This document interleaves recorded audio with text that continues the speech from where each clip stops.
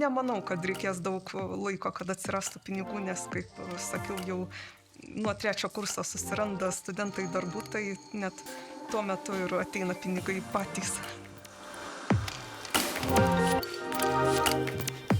Pramoninio dizaino inžinerija tai yra tokios studijos, kurios sujungia ir dizainą, meną, ir tiksliuosius mokslus, kaip fizika, matematika ir net elektronika. Ir tai yra tobulos studijos tiems, kurie negali apsispręsti, ko nori, nes per visas studijas daug ko išmokstama ir įvairiomis programomis naudotis, Photoshopu, SolidWorksu ir įvairių kitokių įgūdžių gaunama kaip medžiagotyros, tvarumo žinių, kurios tikrai praverčia ateityje.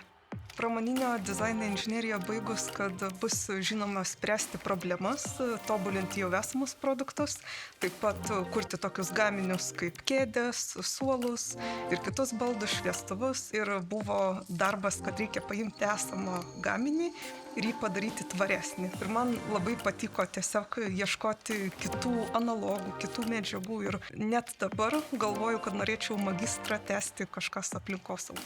Studentas baigė šias studijas sugebės pasitelkus medžiagotyros žinias padaryti produktą geresnį, jį tvaresnį ir taip pat sukurti visiškai naujus dizainus. Mums nuo 1 kurso yra rengiamos paskaitų metu ekskursijos įmonės, kurių metu galime susipažinti su veikla, su tuo, kaip veikia įmonės ir žinoma, tuo metu galima gauti kontaktus ir atlikti vasaros praktiką.